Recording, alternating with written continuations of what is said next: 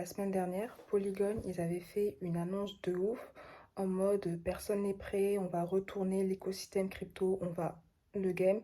Et tu vois, ils ont bien fait leur annonce, mais il y a un truc chelou qui s'est passé à côté. On va voir s'ils ont parlé pour rien ou pas. Tu as également Tesla. Tesla qui a vendu 75% de ses bitcoins. Là, l'enjeu, c'est vraiment de comprendre pourquoi. Est-ce qu'ils ont eu des infos? Est-ce qu'ils pensent que le cours du bitcoin va cracher et donc ils achètent pour revendre plus tard? Ou est-ce qu'ils sont tout simplement désintéressés du Bitcoin? On va voir ensemble. Et tu te rappelles des GAFAM, je t'en parle souvent, tu sais comment elles ont exploité nos données pour se faire un maximum de blé avec? Ben là, je vais te montrer comment tu peux les forcer à te donner l'argent, en mode rends l'argent. Il y a un mec, il a fait un truc comme ça, il peut potentiellement se faire 1 million de dollars. Il y a des nouvelles assez intéressantes, tu vas kiffer. Donc là, on est au calme. Mets-toi en mode Zeppo avec ta petite boisson sur le tech, tu connais. Si tu connais pas, chaque dimanche, on revient ensemble sur l'actualité la plus croustillante autour des cryptos. Et si c'est un sujet qui éveille ta curiosité et te passionne de manière incommensurable, n'hésite pas à rejoindre la lettre alpha. Bon, d'habitude, on commence crescendo, mais là, j'ai envie de te lâcher une bombe. On va parler d'Animoca Brand. Donc, je t'en avais parlé la semaine dernière. Ils avaient levé 75 millions de dollars dans le but de construire leur métaverse ouvert. Ils ont parlé. Et là, les bails sont en train de se faire. Ça s'appelle OMA3 pour The Open Metaverse Alliance for Web3. Et donc concrètement, le but, c'est de développer les standards du métaverse avec les gros acteurs du game. Et pour le faire, ils ont réuni que du beau monde. Parmi les entreprises, tu as Dapper Labs, Decentraland, Star Atlas, The Sandbox, du lourd. Et ce qui est assez intéressant, c'est que tu as quelques semaines ou mois, il y avait les entreprises du Web 2 et quelques GAFAM qui s'étaient rassemblées avec la même ambition. Et là, la question qu'on peut se poser, c'est quelles sont les entreprises les plus à même de définir les standards du Web 3? Parce que tu le sais, nous, on est bullish sur les cryptos, sur le Web 3. Notre objectif, c'est l'adoption massive et on sait que ça va se faire en créant un pont entre le Web 2 et le Web 3. Mais même si on est bullish sur le Web 3, on ne veut pas créer notre tour d'ivoire. On veut au contraire accueillir le Web 2 dans notre univers. Donc on sait déjà que le Web 3 a imposé des nouveaux standards, des nouveaux systèmes de pensée qui n'étaient pas présents dans le Web 2, notamment avec la redistribution beaucoup plus équitable des richesses. Et dans le Web 2, on sait les coups que les GAFAM nous ont fait. On pardonne, mais on n'oublie pas. Et avec tous ces éléments-là, on peut se dire que, en tout cas à titre perso, ce que je préfère, c'est de voir des entreprises Web3 définir les standards du métaverse plutôt que voir les entreprises Web2 le faire. Parce que ce serait comme si, en fait, tu construis ta maison et après, tu as des gens qui viennent chez toi en mode, bon, voilà, on impose nos règles. Et en fait, c'est pas comme ça que les choses se passent. Donc, on est très bullish sur le projet d'Animoca Brand de métaverse ouvert et on va voir comment ça va se dérouler parce que ce qui est super intéressant, c'est qu'ils vont développer cette notion d'interopérabilité. Je t'en avais parlé dans le rapport de Chainalysis. En fait, ça va nous permettre de pouvoir déplacer nos actifs numériques d'un métaverse à l'autre de manière extrêmement simple. Bon, sur le papier, c'est ça, mais on attend de voir les actions qu'Animoca Brand vont mettre en place. Et comme on est dans le Web3, je voulais te parler de Solana. Je ne sais pas si tu te rappelles, ils avaient lancé leur Solana Phone et je t'avais dit que j'étais pas trop bullish parce que c'est comme si, même si j'utilise Google, je suis pas bullish sur le Google Phone, tu vois. Et malheureusement, le projet n'a pas suscité beaucoup d'intérêt parce qu'ils ont uniquement eu 2,8 000 commandes. Mais après, tu vois, ils ont quand même le mérite d'avoir essayé. Et encore une fois, le but, c'est pas de créer des applications Web3 qu'uniquement les crypto natifs comprendront, mais c'est de s'intégrer aux applications qui sont déjà présentes dans le Web 2. Maintenant, là, on va passer à la catégorie les GAFAM, c'est le moment de rendre l'argent. Bon, c'est une technique très risquée, je te préviens d'avance. Je sais même pas si c'est légal à vérifier, mais je voulais te partager cette nouvelle qui concerne les noms de domaine ENS. Déjà, ils sont en feu en ce moment. Je t'en avais parlé aussi. Tu en as plein qui en achètent dans le but, bien sûr, de les revendre plus cher. Et tu avais quelqu'un qui avait acheté le nom de domaine amazon.eth et il a reçu une offre d'1 million de dollars pour le rachat de ce nom de domaine. C'est un truc de ouf. La semaine dernière ou il y a 2 semaines, tu avais déjà quelqu'un qui avait payé 300 Ethers, donc ce qui équivaut à peu près 320 000 dollars pour acheter le nom de domaine 000.eth et le record avait été atteint en octobre 2021 où une personne avait acheté le nom de domaine paradigme.eth pour 1,5 millions de dollars. Donc on voit que les noms de domaine ETH, c'est le feu. Et ça rappelle aussi un peu les débuts de .com où tu avais plein de gens qui achetaient les noms de domaine dans le but de spéculer et les revendre plus cher. N'hésite pas à me dire si tu es dans ces bails-là, mais on voit qu'il y a quand même... enfin, en fait, c'est un écosystème qui est en train de se développer énormément. Les noms de domaine ENS, retiens bien ça, n'hésite pas à me dire si tu le fais ou pas. Maintenant, je voulais te parler de Minecraft. Minecraft qui a fait une annonce qui a mis en PLS beaucoup de personnes et quelques projets crypto. En fait, ils ont banni les NFT. Et malheureusement, cette décision, elle a entraîné la chute de projets crypto comme par exemple NFT World qui avait une forte dépendance à Minecraft. Tu as vu le cours du token qui a chuté. Déjà, je comprends pas trop cette décision de Minecraft de bannir les NFT, mais bon, on sait que de manière générale, les gamers ont beaucoup de réticence à l'utilisation des NFT. J'espère et je pense que c'est quelque chose qui va changer à l'avenir. Mais concernant la chute de NFT World qui a été entraînée par l'annonce de Minecraft, ça peut nous donner aussi des éléments de réflexion quand on gère des projets. Dans le sens où il ne faut pas investir dans des projets qui ont une forte dépendance avec une autre entreprise. Parce qu'il faut se dire que si tu as un projet qui est fortement relié à une autre entreprise, si l'autre entreprise chute, ton projet aussi va chuter, tu vois. Donc c'est quelque chose à prendre en compte dans nos recherches et dans nos réflexions. Sinon, pour faire suite à l'annonce de Minecraft, tu as son concurrent Epic Games qui a annoncé, nous, vous inquiétez pas, on garde les NFT, donc ça c'est cool. On voit quand même qu'il y en a qui sont ouverts et moi je pense que ceux qui restent ouverts aux NFT sont ceux qui sur le long terme vont réussir à se faire beaucoup d'argent. Et ce qu'il faut se dire aussi, c'est qu'on n'est pas tout seul. On n'est pas tout seul à être bullish sur la crypto, sur les NFT. On n'est pas tout seul à être bullish sur le métaverse. D'ailleurs, le métaverse a fait la une d'un grand magazine mainstream américain, The Time. Et tu as aussi Dubaï qui a annoncé ses ambitions extrêmement concrètes.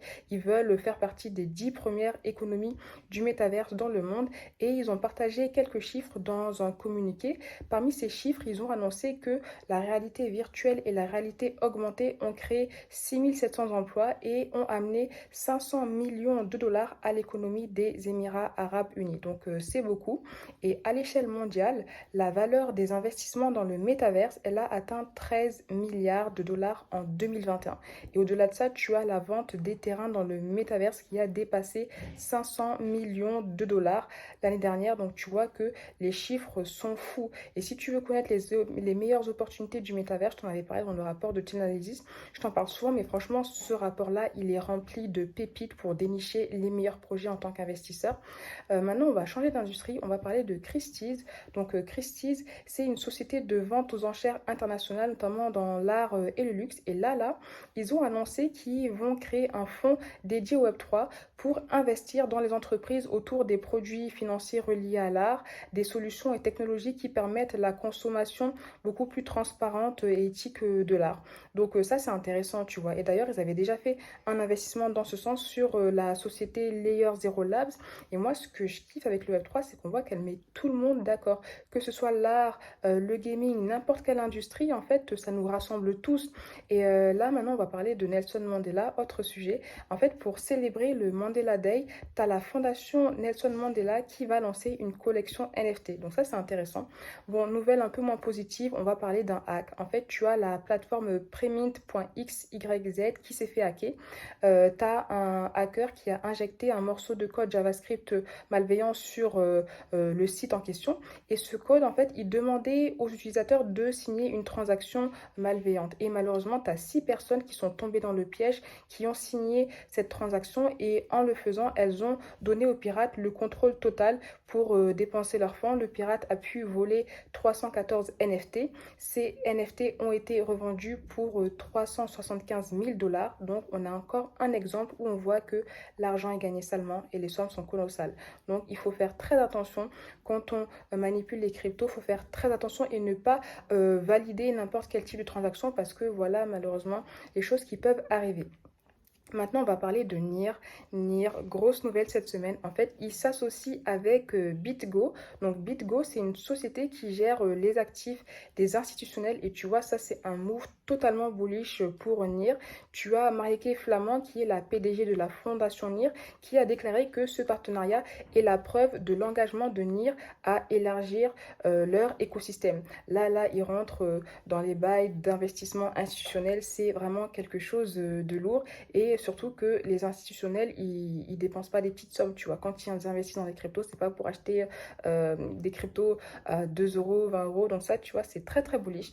Maintenant, on va parler de Binance. Binance, ils sont un peu dans la sauce. En fait, tu as les régulateurs néerlandais qui ont sanctionné Binance avec une pénalité de 3,3 millions d'euros pour ne pas avoir obtenu les approbations nécessaires pour faire fonctionner légalement leur plateforme aux Pays-Bas. Mais après, pour Binance, tu vois, c'est tranquille. Ils ont à peu près 13,7 milliards de dollars de volume d'échange quotidien. Donc 3 millions pour eux, c'est R, tu vois. Mais tu as aussi une nouvelle bullish qui concerne Binance, c'est que Binance a dépassé Coinbase pour devenir la plateforme centralisée avec le plus de Bitcoin détenus dans le monde. Donc ça, c'est très très très bullish. Et si on parle de Coinbase, on a une nouvelle qui est pas très positive. En fait, il y a une histoire de délit d'initié. En fait, tu as un ancien employé de Coinbase qui a été arrêté et accusé de fraude électronique d'un total d'1,5 million de dollars. Et la peine maximale pour ce genre de fraude est de 20 ans de prison. Tu as aussi son frère et un ami dans l'histoire.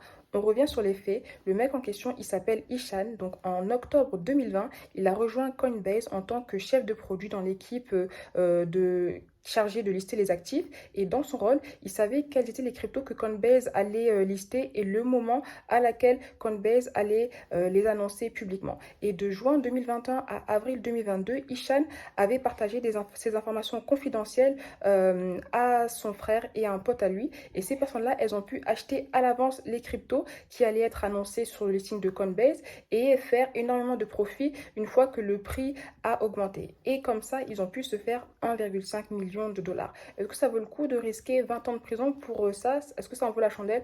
Personnellement, je pense pas. Mais c'est pour dire qu'il faut vraiment pas être tenté par l'argent facile parce que voilà comment tu peux finir à 20 ans de prison. C'est triste pour la personne, mais bon, après, c'est la vie, tu vois. Là, on va reparler de Celsius. La dernière fois, je me demandais qu'est-ce qui allait se passer pour les fonds bloqués sur Celsius. Et là, on a une mauvaise nouvelle, malheureusement. Tu as les avocats qui pensent que les clients de Celsius vont attendre longtemps avant de pouvoir récupérer leurs fonds. Donc, ça nous montre encore une fois que le meilleur moyen d'avoir la totale possession de ces fonds, c'est de les avoir sur un ledger. Maintenant, je voulais te parler de KuCoin et de Twitter et d'un compte Otoro. Donc, Otoro, c'est un compte qui partage souvent des actualités reliées aux cryptos. Mais là, ils ont partagé des fausses rumeurs concernant KuCoin en disant qu'il pourrait potentiellement être insolvable, qu'il pourrait potentiellement, enfin, qu'ils étaient dans les problèmes, quoi. Et ça a généré énormément de FUD au point que KuCoin a dû faire un démenti. Donc, tout ça aussi pour te dire que quand bien même c'est très intéressant de suivre Twitter pour être à l'affût de l'actualité, il faut tout le temps prendre du recul et trouver d'autres sources d'informations parce qu'il faut se dire que toutes les choses qu'on voit sur Twitter ne sont pas toujours vraies. Donc maintenant, on va parler d'SBF. On n'en avait pas parlé depuis un petit bout de temps. SBF, c'est un peu le duc, le padré des cryptos. Il rachète toutes les entreprises en galère. Et là, il est sur le point d'en racheter une autre, peut-être, c'est BitHub. Donc BitHub, c'est une plateforme centralisée, un SEX qui a été créé en 2014. Et ils ont souvent été victimes de plusieurs hacks qui leur ont fait perdre des millions de dollars. Mais heureusement que tu as SBF qui est HAL pour acheter les bails. Tu vois ce que je veux dire? Et en plus de ça, concernant SBF, tu as FTX qui va lever de fonds qui va lever des fonds, pardon, donc pour eux ça va, hein, tout va bien, ils vivent leur meilleure vie au calme. Maintenant, revenons sur Tesla. Tesla qui a vendu 75% de ses bitcoins. Qu'est-ce qui s'est passé? En fait, Elon Musk qui a dit qu'ils avaient des problèmes de liquidité, notamment dû au Covid, et ils avaient juste besoin d'avoir de la liquidité, mais c'est pas exclu qu'ils en rachètent plus tard. Donc ça va, c'est en fait, voilà, ils ont juste revendu parce que à l'instant T, ils avaient besoin de sous. Mais ils sont toujours bullish sur les cryptos. Et puis même de manière générale, tu vois, Elon Musk, il manipule beaucoup l'opinion publique. Je sais pas si c'est une personne qu'il faut suivre, tu vois. N'hésite pas à me dire ce que tu penses de sa communauté, de sa communication, pardon, et de son rapport aux cryptos. Maintenant, on va revenir sur ce qui s'est passé à Paris. Parce que cette semaine, c'était le feu. Ethereum CC, Starknex CC, bref, tu avais plein de choses, plein d'événements reliés à la crypto. Et tu sais que parfois, on a tendance à dire dans la cryptosphère que crypto is the future of friends. Et ça, en fait, il y a une histoire derrière. Je sais plus exactement, j'ai pas réussi à trouver. Si tu la trouves, n'hésite pas à me la dire. Mais je crois que c'était un mec, un jour, il voulait dire que crypto is the future of finance. Et il s'était trompé, il avait dit friends. Donc du coup, tu as même plein de gens, pas forcément des Français, qui disent crypto is the future of friends dans ce sens-là. Mais là, on va parler d'Ethereum, qui est la deuxième plus grande blockchain en termes de market cap. Et on sait qu'Ethereum a des des problèmes. Et les deux plus gros problèmes sont que c'est une blockchain lente. T'as 15 transactions par seconde et c'est une blockchain chère. Les frais de transaction peuvent aller jusqu'à 100 dollars, donc tu te fais allumer, surtout si tu as une petite somme que tu veux utiliser sur le réseau. Et donc le but, c'est de trouver des solutions à ces problèmes. Et l'une des solutions, c'est de créer des solutions de ZK Rollup, donc ZK pour Zero Knowledge. Et pour faire très simple, les ZK Rollup sont des layers 2, donc des couches qu'on superpose sur une blockchain principale pour améliorer sa performance. Et dans ce sens-là, tu as Polygon qui ont fait leur annonce de ouf, et l'annonce c'était qu'ils vont lancer leur solution ZK-EVM en 2023. Et Polygon a déclaré que ZK-EVM serait la première solution de mise à l'échelle sur Ethereum qui fonctionne de manière transparente avec tous les contrats intelligents, les outils de développement et les portefeuilles existants. Et ça va également exploiter la technologie ZK-Proof. Donc ZK-Proof, ça permet d'anonymiser des transactions. Donc en gros, cette annonce, c'est une révolution et ça permettra aussi à Ethereum d'être utilisé 2 fois plus rapidement, d'avoir 10 fois moins de frais de transaction. C'est quelque chose qui devrait stimuler l'adoption du Web3. Jusqu'ici, tout va bien. Le truc, c'est que juste après, tu as une autre entreprise, MatterLab, qui a fait plus ou moins la même annonce, mais elle était là en mode ah ouais, toi, tu vas lancer ton ZKEVM en 2023, ben nous, on va le faire dans 100 jours pour octobre. Tu vas faire quoi maintenant? Et le pire, tu vois, là, je rigole parce que c'est trop drôle. Tu as également une autre entreprise Scroll qui a annoncé qu'elle allait lancer sa solution de ZK-EVM. Donc, tu as 3 entreprises qui annonçaient faire quelque chose uniquement de la première fois dans le monde. Bref, c'est assez drôle de voir cette compétition. Mais bon, ça reste quand même positif parce que tout ça, c'est bien et ça contribue positivement au développement d'Ethereum. Et on va finir en parlant de The Merge parce qu'il y avait aussi Vitalik Buterin qui était présent à ETHCC. Donc, Vitalik, c'est un cofondateur d'Ethereum.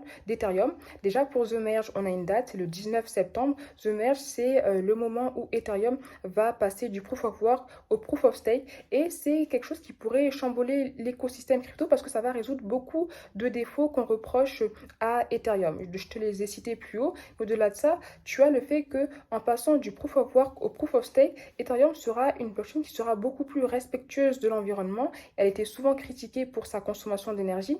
Et au-delà de ça, Ethereum pourrait supporter 100 000 transactions par seconde grâce au sharding. Donc c'est vraiment une avancée majeure. Tu as également l'Ether qui deviendrait déflationniste. On produirait beaucoup moins d'Ether, ce qui est une très bonne chose parce que ça devrait augmenter la valeur de l'Ether. En vrai, il faudrait vraiment que je fasse une vidéo spéciale sur le sujet. N'hésite pas à me dire si ça t'intéresse. Mais tu vois, de manière générale, on peut se demander si The Merge se passe bien, qu'est-ce qui va se passer pour les autres blockchains?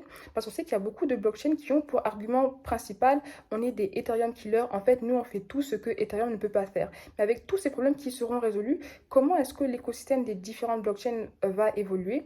Et là, bien sûr, on part du principe que la mise à jour se déroule bien parce que même si tu as beaucoup de gens qui sont bullish, on n'est pas à l'abri que la mise à jour se déroule mal. Donc, n'hésite pas à me dire quels sont tes ressentis sur The Merge. Est-ce que tu penses que ça va bien se passer? Est-ce que tu penses aussi que les autres blockchains vont mourir? Et puis, partage-moi tes retours généraux sur les news. Et si tu es toujours avec moi et que ce n'est pas encore fait, pense à donner de la support. Tu mets un petit pouce j'aime, tu t'abonnes, commentaire. Et si tu veux récupérer ton CryptoKit pour avoir tous les outils pour trouver des crypto pépites, le lien est en description. Sinon, moi, je te dis, pense à Dior toujours parce qu'ici, aucun conseil en investissement. On est juste là entre nous, on se partage les news, tu vois. Et c'est tout pour moi. Et moi, je te dis à très, très, très, très, très, très vite.